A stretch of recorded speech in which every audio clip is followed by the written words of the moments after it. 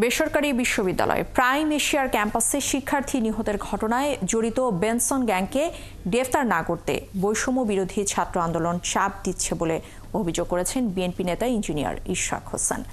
আগামী ৪৮ ঘণ্টার মধ্যে বৈষম্য বিরোধী কমিটির যে দুজনের নাম পাওয়া গেছে তাদের গ্রেফতারের আলটিমেটামও দিয়েছেন তিনি। দুপুরে পারভেজ নিহতের ঘটনায় ছাত্রদলের পক্ষ থেকে বিক্ষোভ সমাবেশে এই অভিযোগ করেন তিনি। এদিকে আগামীকাল সারা দেশের সব বিশ্ববিদ্যালয়ে পারভেজের জন্য দোয়ার কর্মসূচির পাশাপাশি আলোচনা সভা করার ঘোষণা করেছে ছাত্রদল। বিশ্ববিদ্যালয় কর্তৃপক্ষ সোমবার জানিয়েছে ঘটনার তদন্তে ৫ সদস্যের কমিটি গঠন করেছে তারা। আর এর আগে রোববার রাতে এই হত্যা মামলায় গ্রেফতার ৩ জনকে সোমবার ৭ দিনের রিমান্ডে নেওয়া হয়েছে। এদিকে প্রাইম এশিয়া বিশ্ববিদ্যালয় থেকেও তাদের সাময়িক বহিষ্কার করেছে বিশ্ববিদ্যালয় কর্তৃপক্ষ। বাকিদের গ্রেফতারের চেষ্টা চলছে বলে জানিয়েছে তদন্ত কর্মকর্তা। জাহিদুল ইসলামের ভাই ৮ জনকে আসামি করে মামলা করেন।